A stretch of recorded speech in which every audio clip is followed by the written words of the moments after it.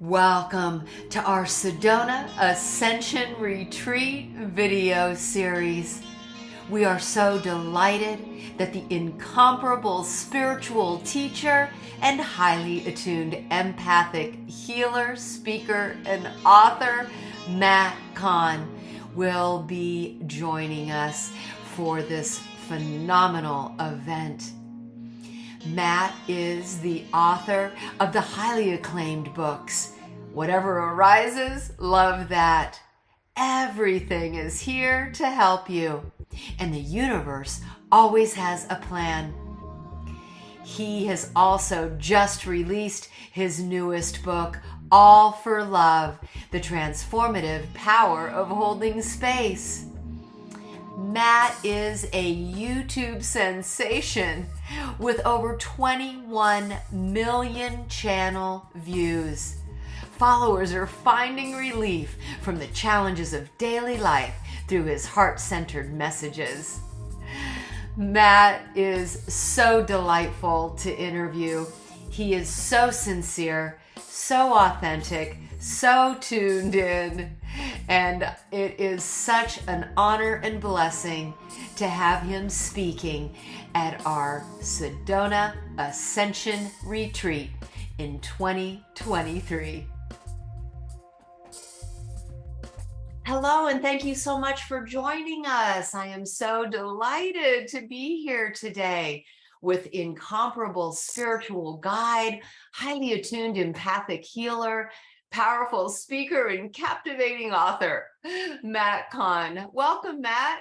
Thank you. Thank you so much for having me. It's a true honor to be here.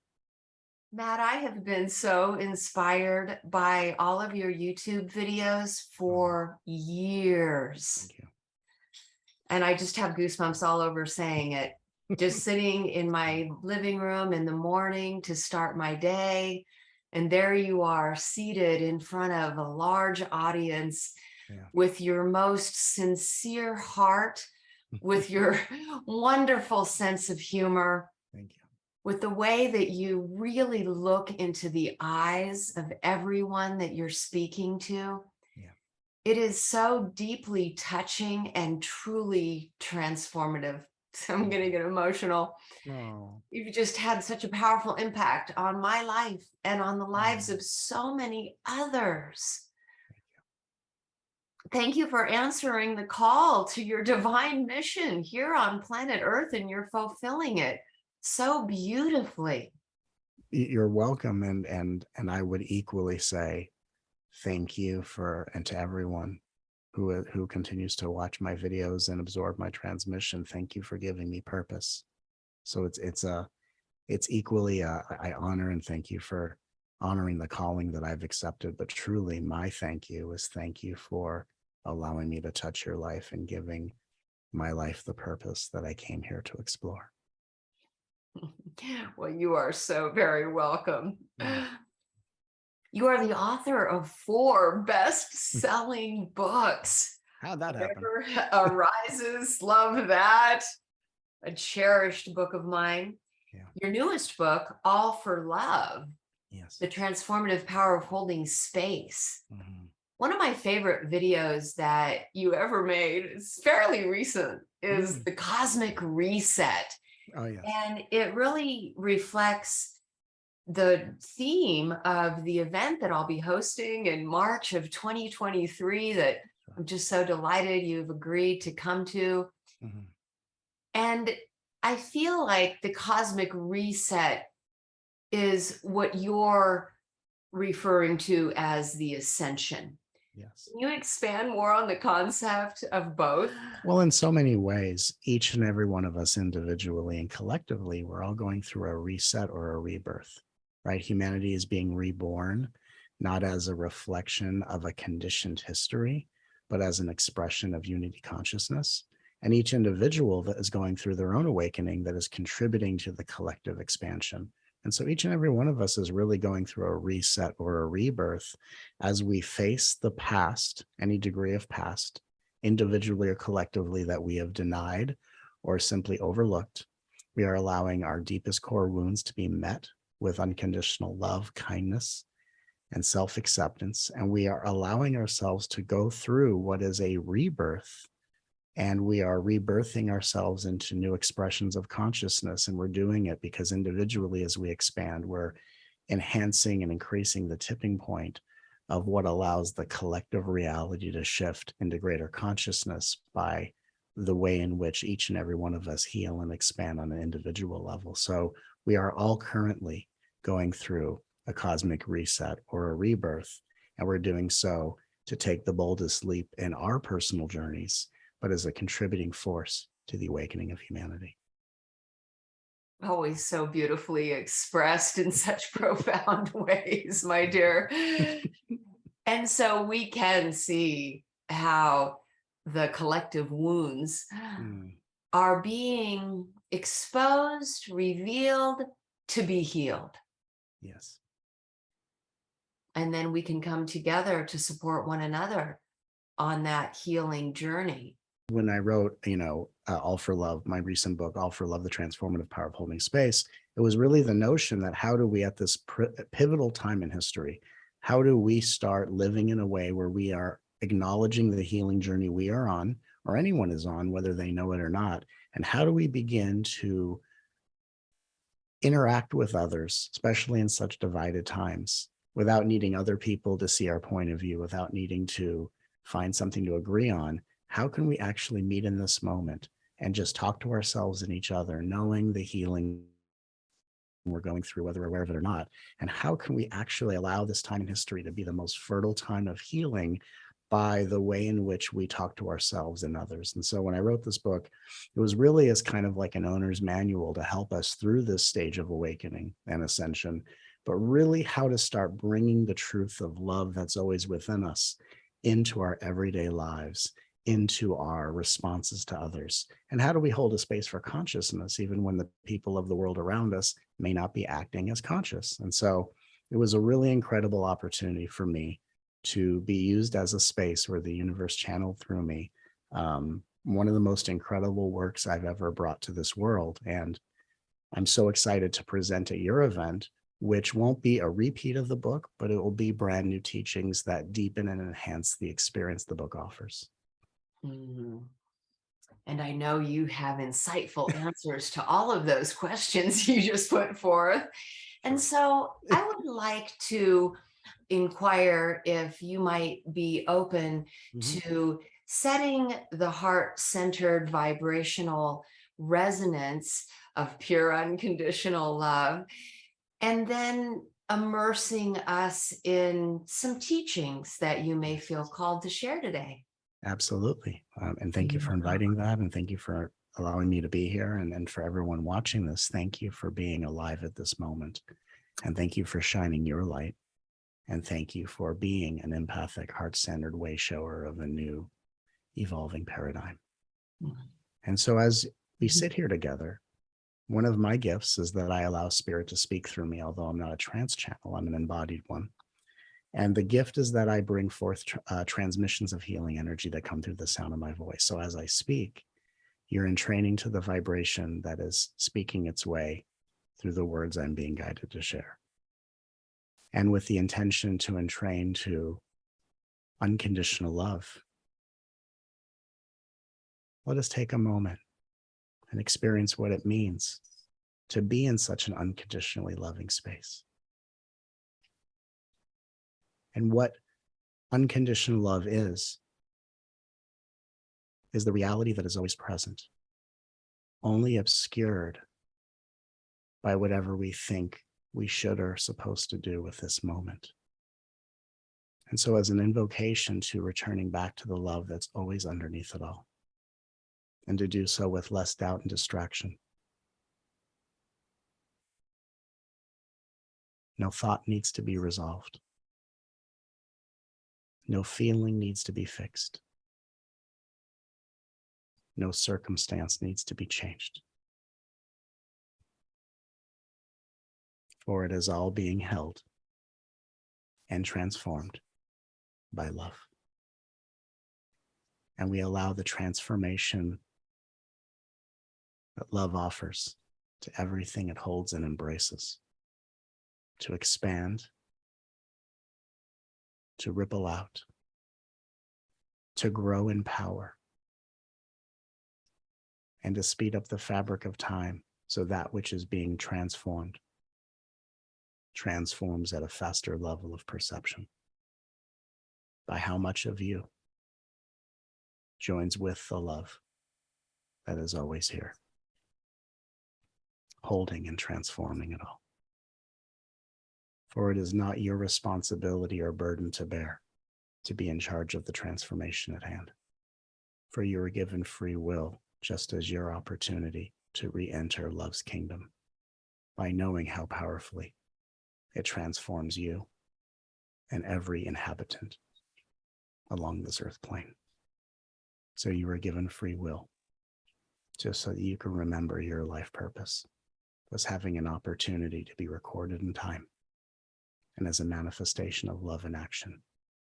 To remember your life purpose is to, as often as you are called, say yes to a love that holds and transforms everything on your behalf.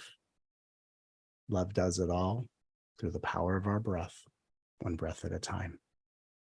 Our role is to simply say yes to love as often as we desire and to watch how powerfully our world transforms by the power of you returning to love.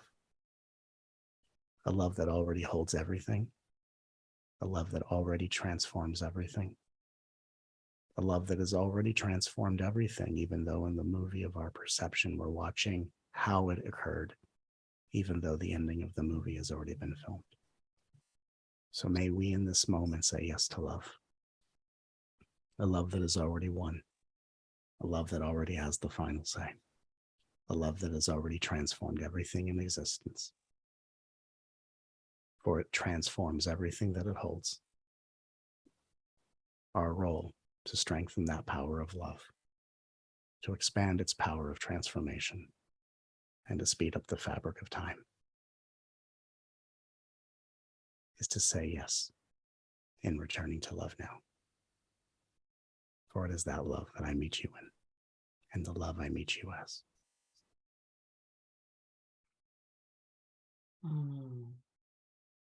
Bless you. I absorbed all of that love into every cell of my being. Yes, thank you. And then, of course, pouring it into the ley lines of the earth so that love Absolutely. can spread throughout the planet. Absolutely. May it be so, as it already is. Exactly as it already is. And it feels like through this transmission, you're revealing that this heavenly realm, this heaven on earth, already exists. And all we have to do is resonate with that love frequency to step into it. That's right. It's a dimension that is real. It's where I live. And you can imagine what it's like to live in a town with no neighbors. So come on in, everybody. Let's all buy houses. But in truth, the dimension of oneness is already alive within all things. But the trick is that while oneness is alive in every reality, every form that we see, it may not have penetrated one's individual perceptual lens. And so the strange thing is we're actually living in a reality where heaven on earth has already dawned. But it seems like it's hiding behind this really thick curtain, which starts to dissolve and diminish as more and more people turn inward to become aware of the unity of the heaven on earth that is already here. And when people can look at the world and say, there's no way that a world that operates like this is heaven on earth. But isn't that the greatest misunderstanding, that we're judging life by how it looks? And the way it looks outside of us is actually a reflection of what has already happened, come and gone. So our present moment reflection is actually of the past. And what we don't see of the future is actually what's already here. And so as we become more heart-centered, we don't wake up out of time as an illusion.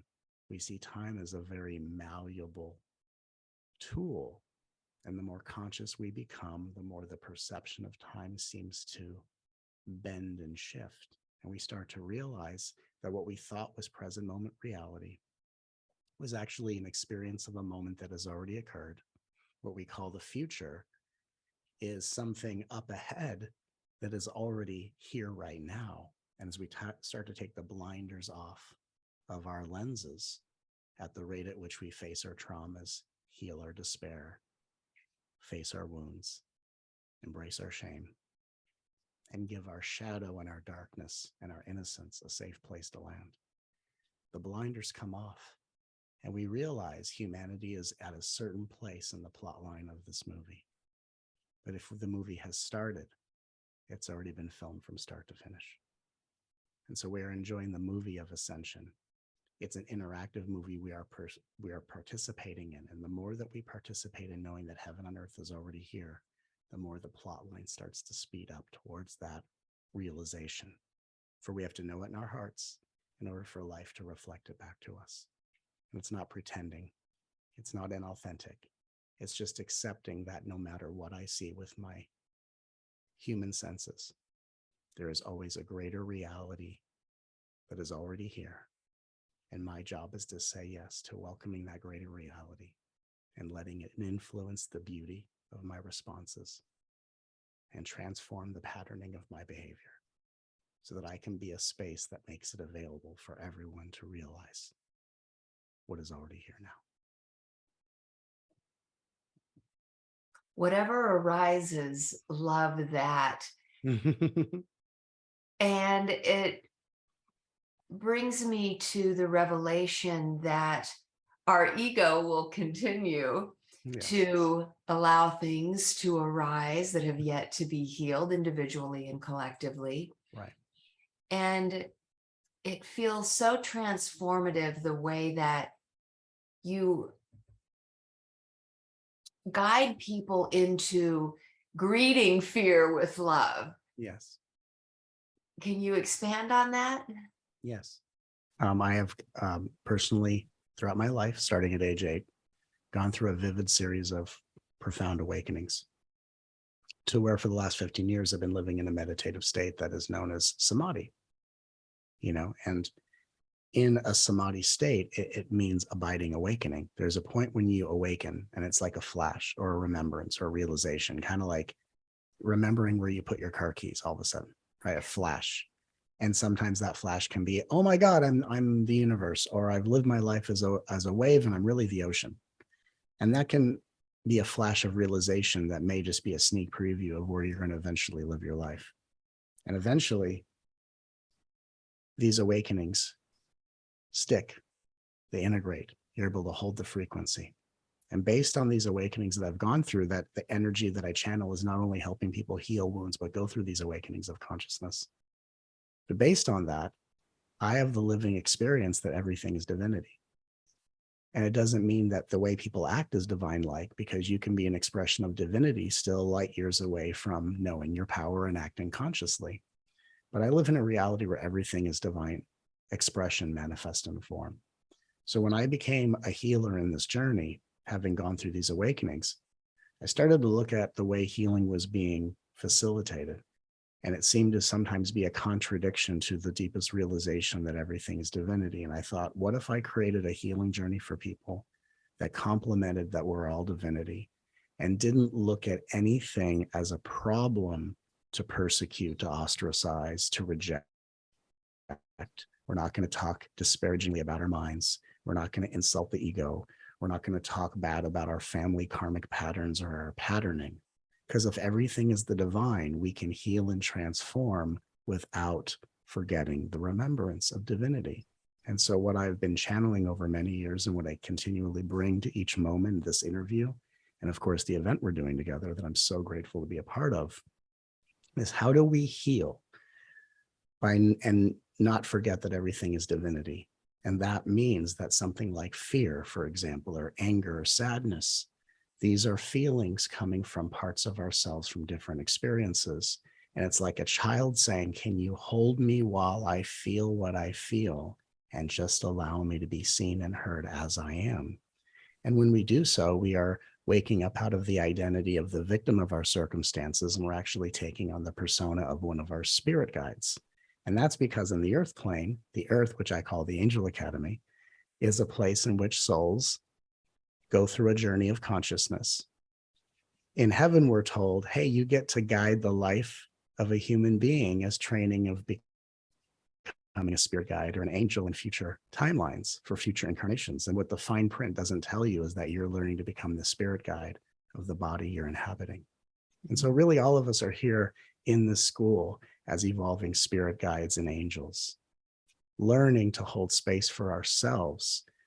It wakes us up out of the identity of the victim and puts us into a new identity as a space holder, as a spirit guide, as an angel, as a healer. And it allows our innocence to feel the safety of a parent or an authority figure it may not have had from the past. And it allows the body to heal while we are holding space for this expansion, healing not by getting rid of the stuff that's uncomfortable and trading up for the good stuff and no degree of superstition, but how do we actually radically heal without forgetting the name of divinity imprinted in every form throughout time and space? And this is the gift I offer. Gratitude is divinity remembering itself. I love that.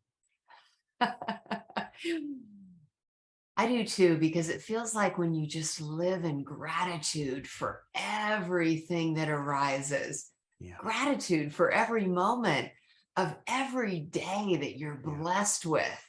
It's such a precious gift, this gift of life. And if we can perceive everything as a valuable lesson that we chose to come here and learn in this reality of duality on a mission to transform it into oneness. That's right. We can really step in to our mission. In your interviews, I have witnessed you presenting everyone who chose to come here to planet Earth as a missionary here on a mission. Yes. And that really empowers your audience. Yes. Can you talk more about that? Yes. And just to touch briefly on what you were just saying about gratitude, I love gratitude. One of my favorite things to be grateful for is pain, because sometimes I think that like sometimes it's easy for people to judge. Being in pain means I'm not in gratitude. Instead of what I want to do is bring two separate things into oneness together, which is what if we were grateful for the pain? And what if we actually cheered on the pain and said, thank you for reminding me that the pain I'm feeling is a healing taking place and not something I'm doing wrong. So I like gratitude a whole lot. And I love bringing gratitude, not to see it as gratitude versus discomfort, but bringing gratitude into discomfort. And when we do that, we actually see how discomfort actually responds and transforms when we are grateful for not just the preferable things. But to touch upon what you were saying, as everyone is a missionary, when I came to this earth and as I evolved in my life and I became aware that I was a healer and I was here on a mission, when I was going through my awakenings and seeing divinity in everything, I was seeing my own divinity, masquerading as other people. And there's a common teaching that says, oh, life's a mirror. And a lot of people believe that the egoic behavior of others is reflecting something unprocessed or unhealed in them. And what I started to realize in my own direct experience is that the mirror teaching is just taught a little backwards. Instead of other people being a reflection of your unconsciousness, other people's consciousness are a reflection of the light that you're becoming aware of. And so when every person embraces the fact that they are here on their own journey as an evolving spiritual master, I respect and meet every human being as an archangel in training, an evolving spiritual master, a Christ being in their journey of initiation. I came here to this planet to awaken more masters and to leave this planet a lot more evolved, loved, and conscious than when I arrived, because that's my mission. And my mission is to activate the light of any missionary, any person. And we say the word missionary or aspirant or master in training, we say, or initiate, we say these words to suggest someone who's willing to dedicate their life to something deeper and beyond the ups and downs of personal gain. and something that contributes their life force energy to the betterment of the planet. And so I greet everyone with that respect, because as we're all on our healing journeys, it's the greater perspective of who we are and what we're here to do that fundamentally brings our healing journeys to a state of completion, that rescues us out of endless spirals of healing, that begins to reverse the karmic cycle, which on a collective level will start to reverse global warming as more and more people wake up and expand in heart-centered consciousness. And I just dedicate my life to igniting the flame and expanding the brightness of every awakening being, because the master in me serves the master in others, helping everyone heal while never forgetting the name of divinity from one breath to the next.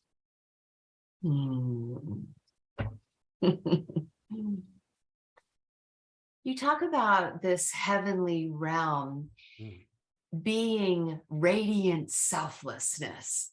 Yes, and so as such, it feels like an invitation to become as selfless in service as the radiant love light being that we have the potential to be. Yes. And I think that when we say selfless, it doesn't mean that we ignore ourselves. Selfless means without agenda. That's what that word means. So when I say selfless, because sometimes people can focus so much on service that they negate serving their own needs. And of course, it's no measurement of love to give compassion to others and withhold it for ourselves, or to give so much to others that we don't have enough for ourselves. One of the benefits of my book, All for Love, is it teaches us how to share our energy and time with others without overgiving and without growing resentful. And so I think it's just an interesting balance that we're all learning to strike. It's an interesting balance where selflessness is not, I do for others and my needs don't matter. Selflessness means I enter this moment without an agenda, without a need to try to force myself or any other character to do something different, to be something different.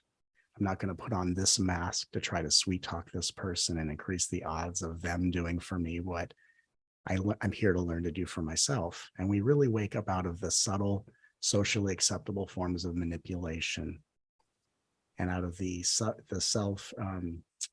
perpetual tendency to put on masks, have agendas that we can confuse with intentions, where instead we just meet this moment openly. And instead of others or ourselves being seen as objects that are either here to bring us closer or further away from our desires, instead we meet each other in sovereignty. It is my wholeness that meets the wholeness and brings the wholeness further into your awareness by the time we spend together. I have no agenda for being with you other than to care for you to whatever degree I'm called to care for you, and to whatever degree I can give and you can receive. And that we meet without agenda, then we can serve our needs together. Then we can serve each other's journeys together. We can come together in a state of unity, because unity is not when we have things in common. Unity is just two people meeting when neither one has an agenda for the other one to play out. So when I say selflessness, yes, selflessness, but not a selflessness vacant of our needs and void of self, a selflessness that is just free of any agenda and enters the moment openly as the divine always does. When we look at the world around us and we try to see all the positive radiance within it and embrace the global awakening, Right. we're still faced with some challenges, areas that could benefit from more love.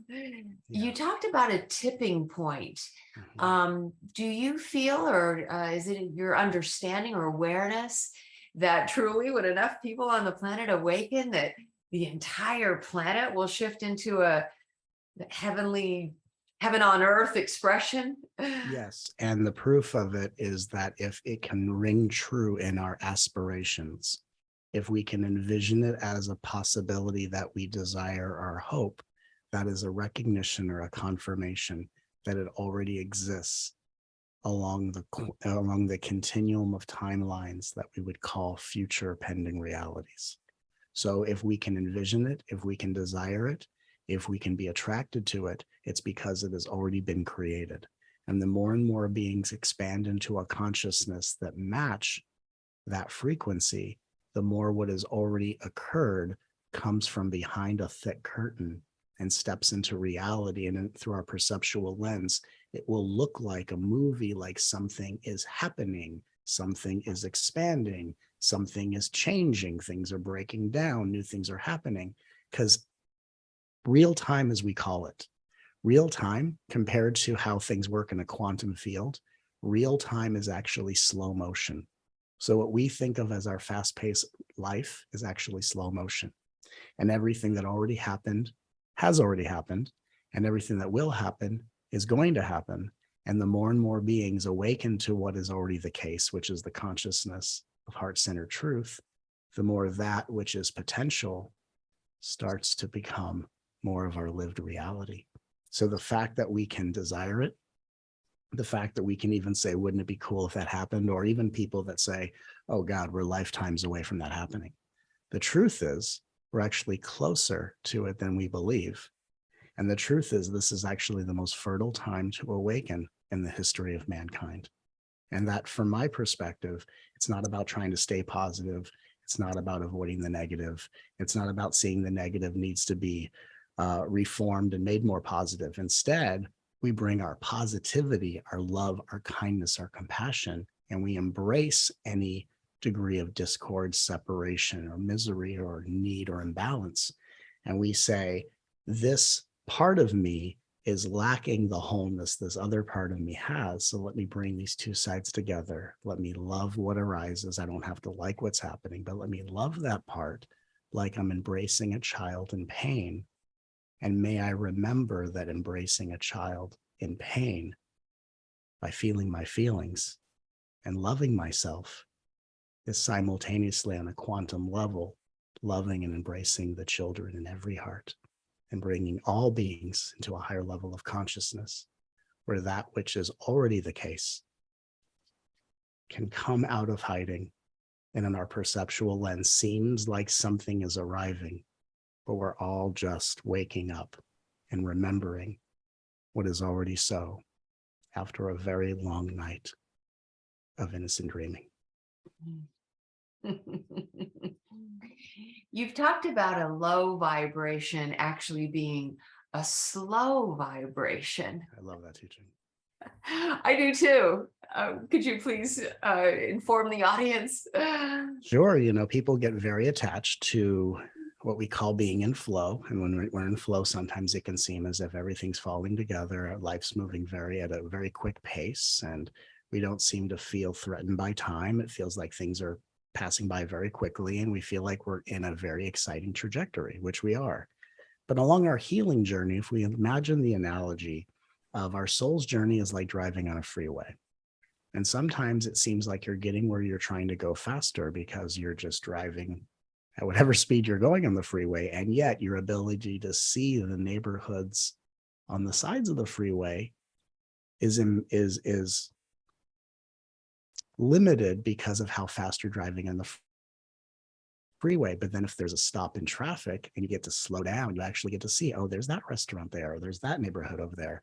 So when our vibration slows, it's not because of anything we've done wrong, or what we call a low vibration. It's just the universe actually slowing down the perception of our reality so we can actually take a closer look at what's around or within us instead of just speeding by towards the destination we're headed.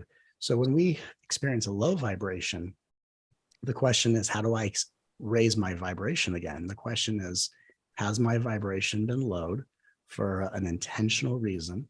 Perhaps the universe is slowing my vibration to bring me into greater alignment with present moment time. Perhaps the reality is slowing my perception so that I can actually take a closer look at what's here emotionally or what's here coming up to be faced and felt and loved. And just like on a freeway, traffic is not in the way of where we're headed. It's slowing us down so we can take a greater look as to the meaning that's always within and around us. So a low vibration outside of the lens of superstition is really a slow vibration, and it's just life's way of slowing us down so we can find the deepest meaning in what is coming up to be faced, felt, and processed. Mm. You also have a wonderful ocean analogy about high and low vibrations, and how if the ocean stayed in a consistent up wave, that the Right. surfer would be stuck up there, right? So the Yeah. ocean is constantly expressing itself in these Totally. waves. Well, and just even if we think of waves as in sound waves and the notes in music, what would it sound like to hear someone sing in a falsetto tone for the entire song? It wouldn't be pleasant. What would it sound like to listen to music that doesn't have low notes, that only has high notes, right? So we in music, harmony or melody is really the artistic beauty in balancing low notes with high notes. When we think about cooking, because I'm very much into cooking, we think of the palate, or we think of the composition of the dish, we're thinking of not just one thing or another, but the balance of sweetness and saltiness, and the balance of acid with, other elements. And so really when we think about, and the ocean of existence example, is the ocean waves are always churning. And if we're like waves that are trying to only be in a high vibration, we're like a wave that once it gets to the peak, it just wants to stop there. And we've never seen waves that just stop at its peak, because everything is in a rhythm. So really what we're waking up out of are the stories we tell ourselves, that when the wave is here, it means something good, and when it goes down, it means something bad. Because those beliefs in reward and punishment are preventing us from really embracing and understanding the transmutation process, what it's like to have our nervous systems be like our inner alchemists, and to really see that we're transmuting density back into light, but not from any superstitious viewpoint, but by the way in which we embrace the diversity of all of our thoughts and feelings, again, by remembering it's all divinity masquerading in form. And so every time we love ourselves, we're reuniting with our divine essence and remembering the truth of who we are, one breath at a time. I make a sincere effort every day and then try to inspire others to be the highest version of my best self, so that I'm walking and living and breathing as a fifth dimensional being, for lack of other words. However, things arise. That's and right. We're constantly challenged to not be a doormat, if you will, right. To stand firm in our power and hold the space for others, right? But also to interact and react in the best way, like always taking the high road, and sometimes it might take some time and you have to breathe through it and maybe give yourself a day or two to sort of absorb it and move through it before you respond to it. And then you can respond to it with more love and compassion. Right. But I like how you sort of shift it into, this isn't happening to me, this is happening for me. And I just need to see the lesson within it, learn from it, and then respond in the best way possible with compassion and love for myself and others. Absolutely. And I think we start with the notion from a greater place of authenticity of, it's okay, this is happening. We don't have to say why it's happening or who it's happening to. It's okay, this is happening. There are greater reasons why it's happening. And what's amazing is you can embrace there are greater reasons why everything happens without needing to state what that reason is. And when we do so, we're aligning with a higher perspective. But I think part of the problem in the spiritual journey, or at least something that I work hard to resolve, is that, we learn about these spiritual truths, whether in our direct experience or from other people sharing their direct experience. And oftentimes the ego that is still there as a manifestation of unprocessed pain learns about the spiritual journey and thinks that it's its job to try to impersonate all that we are learning in consciousness. And so in a lot of ways, our egos become spiritual egos, and we have this pattern within us that is trying to learn how to be the impersonator of consciousness. And, oh, I have to be this way. Or if I'm not this way, I'm not 5D. Or if I'm this way, I am. And that's what we're waking up out of on a very different level, which is we're waking up out of the conditioning of ego. We're also waking up out of spiritual conditioning. We're waking up to the fact that we are the liberation of divinity itself. We are here to love what arises, but it's hard to love ourselves and tell ourselves what to do simultaneously. So my job is to help people transform inner criticism into positive self-talk, knowing the most authentic way to raise our vibration is to praise our vibration. And so oftentimes we're only as powerful as the nicest things we say to ourselves. And so may we know our power. May we raise our vibration by praising our vibration and honoring ourselves, honoring the space we need, honoring the reactions we have, and not making it about what I should or shouldn't do, but allowing everything such an open space to be welcomed that we can feel our experiences without lowering the standard of our maturity or our behavior. And that's the goal, and that's the journey we're all on. And we're all taking steps forward in that direction in each and every breath, whether we see it or not. Bless you, Matt, for dedicating your life to the awakening and ascension of humanity. Thank you. For being such a powerful healer through your sessions, through your books, through your YouTubes. Thank you for spending so much time creating YouTube videos, because I know they've reached over 20 million people. Yeah. And they're so energetic. It's such an energetic transformation to engage in your YouTube. You're not just watching it, you're experiencing it and feeling it and shifting from it. Thank you. So you've really mastered the ability to use that media as a healing, shifting, transformational tool. Thank you. And thank you. Truly. Oh, sorry, you're gonna say? Thanks for offering a workshop at our event. Yeah. And your workshop is called All for Love. Well, it's truly an honor, and thank you for saying all the such kind words you're saying.